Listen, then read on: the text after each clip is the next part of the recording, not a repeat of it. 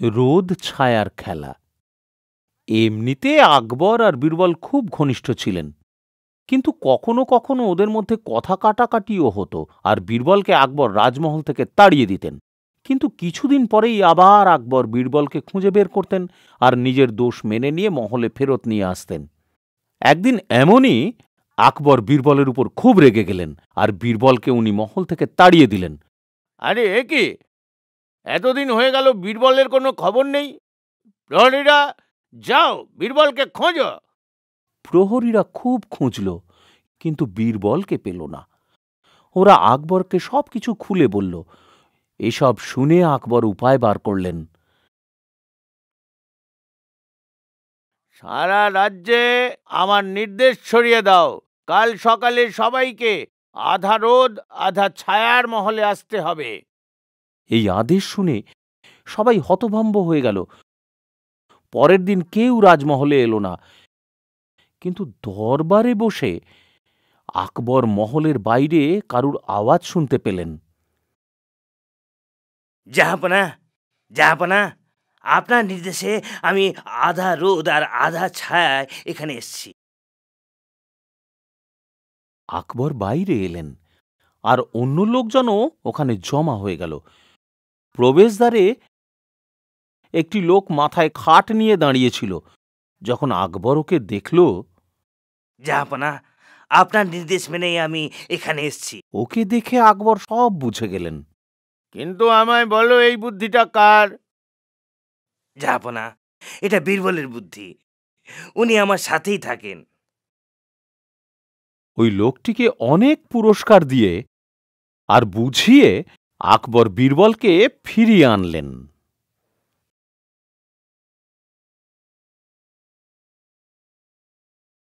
অন্ধ মানুষ। একদিন আকবর আর বীরবল ঘুরতে বেরোলেন। সেই সময় বীরবল, আমি জানতে চাই যে আমার রাজ্যে অন্ধ মানুষ বেশি আছে নাকি যারা দেখতে পায়? অনেক বেশি আছে অন্ধ মহারাজ, এতে কোনো সন্দেহই নেই।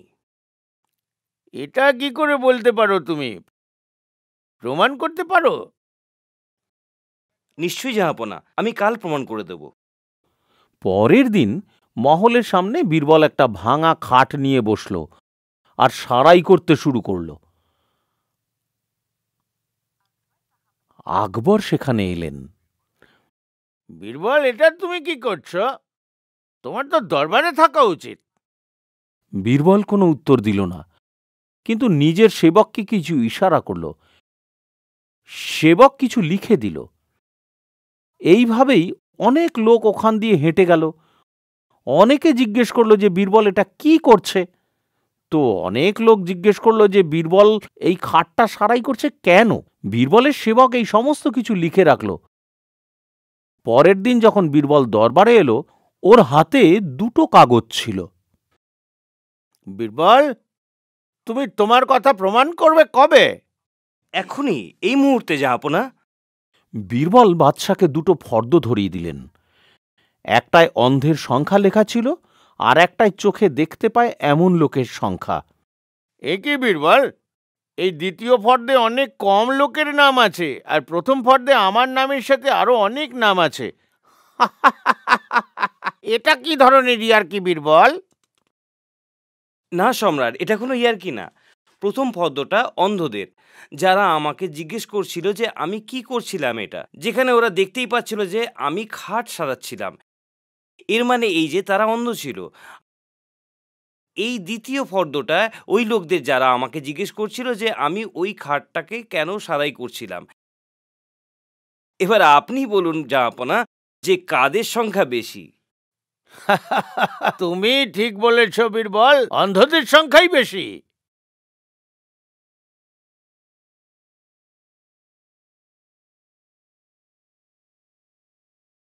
বুদ্ধির পরীক্ষা। পারস্যের রাজদরবারে আসা সব অতিথি বীরবল আর ওর বুদ্ধির খুব প্রশংসা করত। এই জন্য ওই রাজা বীরবলের সাথে দেখা করতে চাইলেন। উনি সম্রাট আকবরকে চিঠি লিখলেন যাতে উনি বীরবলকে ওনার কাছে অতিথিরূপে পাঠাবার আর্জি জানালেন।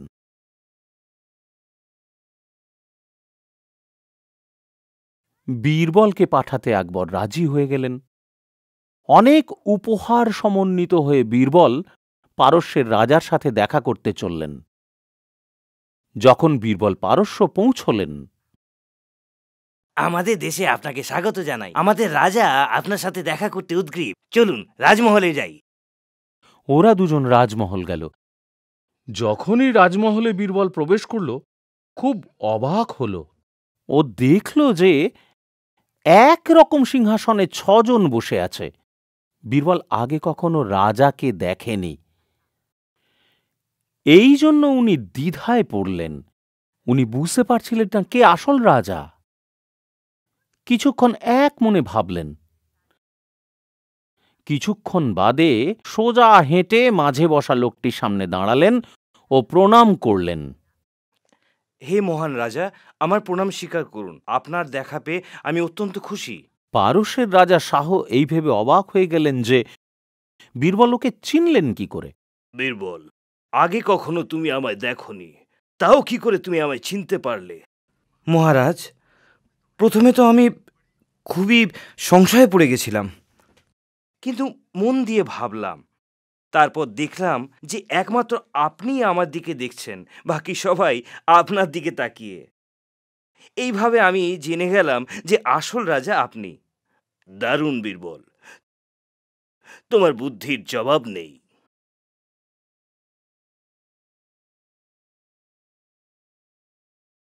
আসল ব্যবসায়ী। একদিন এক ব্যবসায়ী আগ্রার বাইরে নিজের মাল বিক্রি করতে যাচ্ছিল। পথে একটি নদী পারাপারের জন্য নৌকো ভাড়া করল আর নিজের মালপত্র তাতে চাপিয়ে ও বেরিয়ে পড়ল। যখন নৌকো ওপারে পৌঁছল আর ব্যবসায়ীর নিজের জিনিস নামাতে গেল, তখন কেমন জিনিস? আমি আমার জিনিস নিচ্ছি। কেমন জিনিস? এগুলো তো আমার জিনিস। এটা শুনে তো ব্যবসায়ী একদম থ। ও তখনই বীরবলের কাছে সব খুলে বলল। মহারাজ, আমি দূর দেশের ব্যাপারী এখানে নিজের জিনিস বিক্রি করতে এসেছি। আমি একটা নৌকো ভাড়া করলাম, কিন্তু যেই না ওপারে পৌঁছলাম মাঝি আমার জিনিস আমায় কিছুতেই নিতে দিল না আর সমস্ত কিছু নিজের বলে দাবি করলো। একমাত্র আপনিই আমার জিনিস আমায় ফেরাতে পারেন মহারাজ। বীরবল প্রহরীদের বলল ওই মাঝিকে ডেকে আনতে। বীরবল মাঝিটিকে অনেক উল্টোপাল্টা প্রশ্ন করল, কিন্তু তবু ওই মাঝি নিজের দাবিতে অনড় থাকল যে মালগুলো ওর। পরের দিন বীরবল ব্যবসায়ীর বেশে অন্য এক ব্যবসায়ীর সাথে নদীর ধারে পৌঁছল। সেখানে গিয়ে বীরবল মাঝিকে ডাকল আর ওই জিনিসের দাম জিজ্ঞেস করল। এই সব কিছু একত্রে 10,000 টাকা। যদি তুমি আমায় এর চেয়ে বেশি দাও তো এগুলো তোমায় দিয়ে দেব। আরে, এই ধরনের গুচ্ছের জিনিস তো বাজারে পড়ে আছে। তুমি যদি 5,000 টাকা এগুলো বিক্রি করো তো বলো, আমি নিজেই কাল এগুলো কিনে নিয়ে যাব। অনেকক্ষণ ধরে দরাদরি করার পর মাঝি 5,000 টাকায় এগুলো দিতে রাজি হয়ে গেল। কিন্তু আগে আমাদের মালটা দেখে নিতে দাও। জিনিসটা না দেখে আমি টাকা কি করে দেব? মাঝি ওকে সব কিছু দেখালো। আরে 5,000 তো এর জন্য অনেক বেশি। আমার তো বিরাট লোকসান হয়ে যাবে। আমি তোমায় সব থেকে বেশি 3,000 টাকা দিতে পারি, এর বেশি না। ঠিক আছে, ঠিক আছে, কিন্তু তাড়াতাড়ি করো। আমার টাকা দাও আর জিনিস নিয়ে চলে যাও জলদি। পরের দিন আসবে বলে ওরা দুজন ওখান থেকে চলে গেল। বীরবল প্রথম ব্যবসায়ীকে ডেকে পাঠালো। আচ্ছা, তুমি আমায় তোমার মালপত্রের দাম বলো, আমি নিজেই ওগুলো কিনতে চাই। আপনি আমায় 15,000 টাকা দিয়ে দিন। আপনি যদি তার থেকে 1 টাকাও কম দেন আমার লোকসান হয়ে যাবে। তার চেয়ে আমি আমার জিনিস ফেরত নিয়ে চলে যাব। ওই মাঝির মতন বীরবল এই ব্যাপারীকেও অনেক প্রশ্ন করল আর জিনিসের দাম কমাবার চেষ্টা করল, কিন্তু এই ব্যাপারী মানল না। আমি যদি এই জিনিস অন্য শহরে নিয়ে যাই, খুব ভালো দাম আমি ওর জন্য পেয়েই যাব। পরের দিন বীরবল ওই মাঝি ও ব্যাপারীকে ডেকে পাঠালো। ওই দিনও ব্যাপারী আর নাবিকের মধ্যে ওই মালপত্র নিয়ে খুব ঝগড়া হলো। বীরবল এবার খুব রেগে গেল ও মাঝিকে বলল, তুমি মিথ্যে কথা বলছো। এই জিনিস যদি তোমার হতো, এত কম দামে এসব বিক্রি করতে তুমি কিছুতেই রাজি হতে না। চলো এবার সব সত্যি বলো। ওই মাঝিটি এবার ভয় পেয়ে গেল। সব সত্যি বলে দিল। তাও ওকে শাস্তি দেওয়া হলো আর ওর পিঠে ৩০টি চাবুকের ঘা দেওয়া হলো।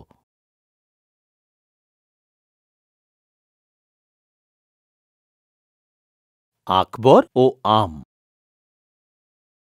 বাদশাহ আকবর আম ভীষণ ভালোবাসতেন। একদিন রাজবাগানের সেরা আমটি ওনাকে খেতে দেওয়া হলো।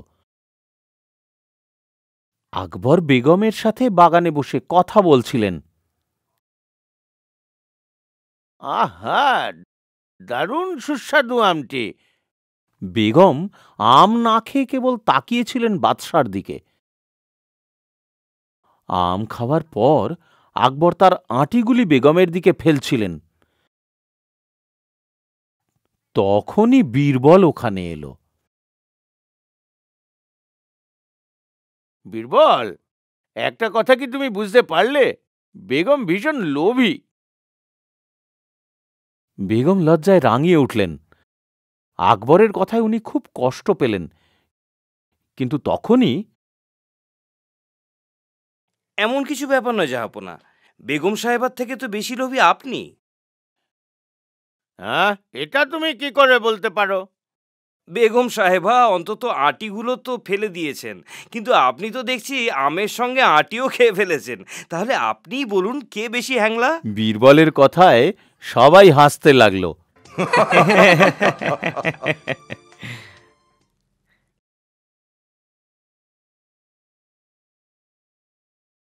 হাওয়া মহল। একদিন আকবরের মনে এক অদ্ভুত ভাবনা এলো। উনি নিজের ইচ্ছে সব মন্ত্রীদের ডেকে বললেন, আমি এমন একটা মহল বানাতে চাই যা ভিত ছাড়াই দাঁড়াতে পারে। মহলটা হাওয়ায় ভাসমান হতে হবে। এবার তোমরা আমায় বলো, এটা কি করে সম্ভব? সব মন্ত্রীরা অবাক বিস্ময়ে হতবাক হয়ে রইল। তখনই ওখানে বীরবলের আগমন হলো। ওকে আকবর নিজের ইচ্ছে শোনালেন। আকবরের কোনো কথাই বীরবল কখনো নাকচ করতেন না। জাহাপনা, এমন কি বড় ব্যাপার, কিন্তু এর জন্য বেশ অনেকটা টাকা লাগবে আর সময়ও চাই। সে ঠিক আছে, তুমি কাল থেকেই তোমার কাজ শুরু করে দাও। পরের দিন বীরবল নিজের চাকরকে ১০০টা টিয়া পাখি নিয়ে আসতে বলল এবং নিজের মেয়েকে সেগুলো দিয়ে দিল। শোনো, এদেরকে কিছু কথা বলা শেখাতে হবে তোমাকে। যেমন জল নিয়ে এসো, ইট নিয়ে যাও, চল চল, তাড়াতাড়ি করো, ঠিক করে কাজ করো, ঠিক করে কাজ করো। ও বাবার কথায় রাজি হয়ে গেল আর পরবর্তী কিছু মাস ধরে ও টিয়াদের এসব শেখাতে লাগল। একদিন হঠাৎ আকবরের মনে পড়ল নিজের হাওয়া মহলের কথা। উনি তখনই বীরবলকে ডেকে পাঠালেন। বীরবল, আমার হাওয়া মহলের কি হলো? কাজ কদ্দূর এগোলো? জাহাপনা, কাজ তো খুব তাড়াতাড়ি এগোচ্ছে। খুব ভালো, তা আমি দেখতে চাই একবার। হ্যাঁ জাহাপনা, কাল যাব। পরের দিন বীরবল একটা বিশাল বদ্ধ জায়গায় টিয়া পাখিগুলোকে খোলা ছেড়ে দিল। আকবর যখন ওখানে এলেন খুব অবাক হয়ে গেলেন। জল নিয়ে এসো, ইট নিয়ে এসো, চলো তাড়াতাড়ি করো, জলদি করো, তাড়াতাড়ি করো, জলদি করো, ঠিক করে কাজ করো, ঠিক করে কাজ করো। এই কথাগুলো আওড়াতে আওড়াতে টিয়াগুলো এদিক ওদিক উড়ে বেড়াচ্ছিল। এসব দেখে আকবর একদম অবাক হয়ে গেলেন। তিনি বীরবলের দিকে ফিরে তাকিয়ে বললেন, এ কি বীরবল, মহল কই? জাহাপনা, এই মহল তো হাওয়ায় তৈরি হচ্ছে, এই জন্য আপনি এটাকে দেখতে পাচ্ছেন না। দারুণ বললে বীরবল, মেনে গেলাম তোমার চাতুরি। কোনো জবাব নেই তোমার।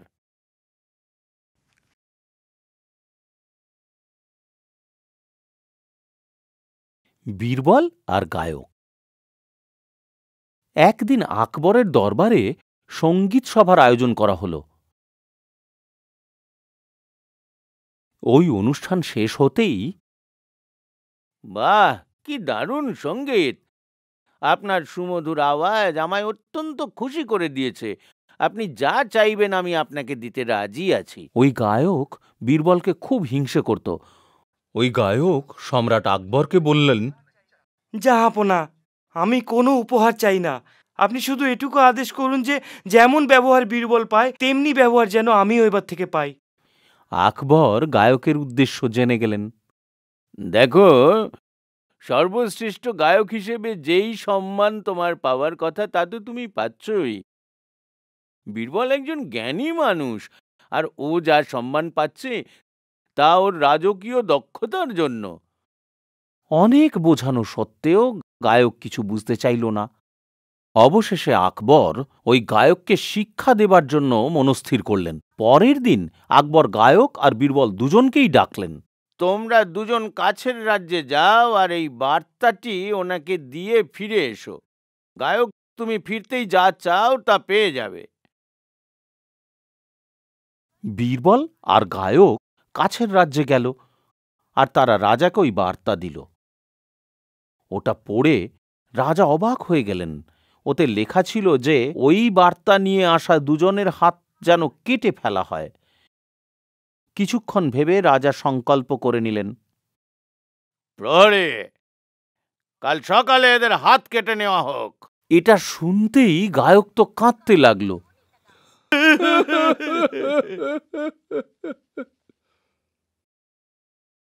ভয় পেও না, আমি সামলাচ্ছি ব্যাপারটা।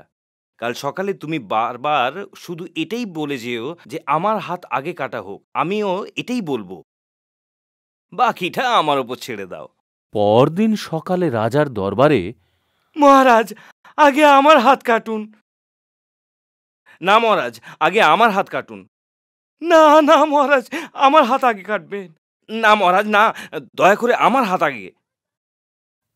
বারবার দুজন একই কথা বলতে লাগলো। এবার রাজা অবাক হলেন। কি হচ্ছে কি এটা? তোমরা দুজন কি বাঁচতে চাও না? এমন না মহারাজ, এর পেছনে একটা বিরাট কারণ আছে। কারণ? কি কারণ? হ্যাঁ মহারাজ, আমাদের সম্রাট আপনার রাজ্য কেড়ে নিতে চান। এক জ্যোতিষী ওনাকে বলেছেন যে যদি আপনি দুজন নির্দোষ মানুষের হাত কেটে দেন তো আপনার পূর্ণ অর্জন হবে। যার হাত আপনি আগে কাটবেন সে রাজা হয়ে যাবে আর অন্যজন মুখ্যমন্ত্রী। তারপর উনি খুব সহজেই এই রাজ্য অধিকার করতে পারবেন। এই জন্য মহারাজ, দয়া করে আমার হাত আগে কাটুন। কি? আমি কি এতই মূর্খ? আমি তোমাদের সম্রাটের চাকর না যে তার আদেশ পালন করব। তোমরা দুজন এখনই আমার রাজ্য থেকে দূর হয়ে যাও। বীরবল আর গায়ক খুশি মনে ওখান থেকে ফিরে এলো আর আকবরের সাথে এসে দেখা করল। তো গায়ক, এবার তাহলে সবাইকে নির্দেশ দিয়ে দিই যে তোমার সাথেও অমনি ব্যবহার হোক যেমন বীরবলের সাথে করা হয়। না জাহাপনা, আমায় ক্ষমা করে দিন। বীরবল একজন জ্ঞানী ব্যক্তি আর আমাদের রাজ্যের ও এক বিরাট সম্পত্তি। আমি তো এক গায়ক মাত্র। বীরবলের মতন সম্মান পাওয়ার যোগ্য আমি নই। আমাকে ক্ষমা করে দিন।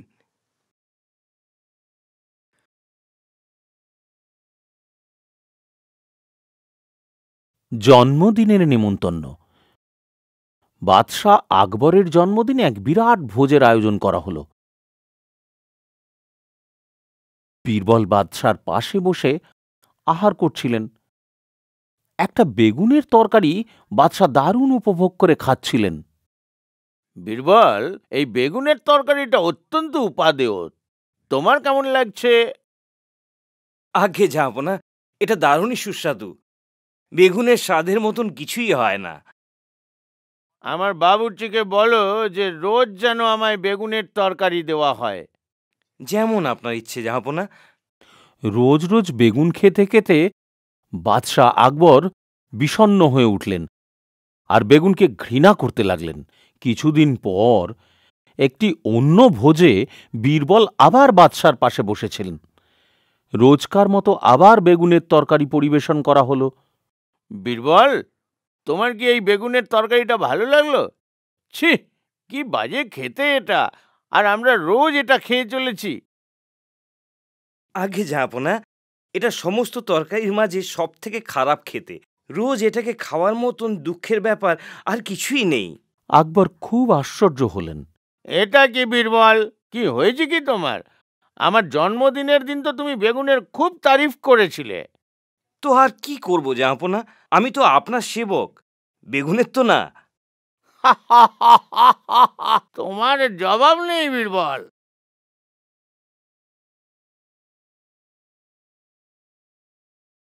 অভাগী মানুষ। সম্রাট আকবরের রাজ্যে খুব অভাগী একটা লোক ছিল। লোকজন বলতো যে সকাল সকাল কেউ যদি ওর মুখ দেখে নেয় তো তার সারাটা দিন খারাপ যাবে। এই জন্য সবাই ওকে ভয় পেত। এই খবরটা যখন আকবরের কাছে পৌঁছালো, দুর্ভাগা লোক, ওকে নিয়ে এসো রাজমহলে, আমি ওকে দেখতে চাই। ওই লোকটিকে রাজমহলের একটি ঘরে থাকতে দেওয়া হলো। পরের দিন স্নান করে বাদশাহ সোজা ওই ঘরে চলে গেলেন আর ওই লোকটির মুখ দেখলেন। ওখান থেকে যখন উনি নিজের বেগমের ঘরে যাচ্ছিলেন, একটি প্রহরী ওনার সামনে এসে দাঁড়াল। জাহাপনা, বেগম সাহেবা অজ্ঞান হয়ে গেছেন। আরে সে কি? লোকটাকে দেখেছি কিছুক্ষণ হলো, আর এখনই এই দুর্ঘটনা? আকবর খেতে বসলেন। হঠাৎ তাঁর পেটে খুব জোরে ব্যথা করতে শুরু করল, আর উনি কিছুই খেতে পারলেন না। সারাদিন পেট ব্যথায় চেঁচাতে লাগলেন। এই সব ওই অভাগী লোকটার জন্য হয়েছে। আজকের পর ওই লোকটার জন্য কাউকে কষ্ট ভোগ করতে হবে না। কে আছো? কাল সকালে লোকটাকে ফাঁসিতে চড়ানো হোক। এই খবর পেয়ে ওই লোকটার ভীষণ দুঃখ হল, কিন্তু তখনই ও বীরবলকে ওখান দিয়ে যেতে দেখল। বীরবলকে দেখতেই ওর মনে এর থেকে একটা মুক্তি পাবার আশা জাগল। বীরবলকে প্রণাম করে ও সব কিছু বীরবলকে খুলে বলল। তুমি চিন্তা করো না, আমি অবশ্যই তোমাকে সাহায্য করব। বীরবল চুপি চুপি ওকে কিছু পরামর্শ দিলেন। পরের দিন নিজের শেষ ইচ্ছে ব্যক্ত করার জন্য ও সম্রাট আকবরের সাথে দেখা করতে চাইল। এই জন্য ওকে সম্রাটের সামনে আনা হলো। জাহাপনা, কোন দোষে সাজা আমায় পেতে হচ্ছে বলতে পারেন? আমি তোমার ভাগ্যের কথা শুনেছি, আর আজ নিজে সেটা বুঝতে পেরেছি। তুমি একটা মহা দুর্ভাগা মানুষ। তোমার জন্য কাউকে যেন দুঃখ ভোগ করতে না হয়, সেই জন্য তোমায় সাজা পেতে হবে। আমায় ক্ষমা করবেন জাহাপনা।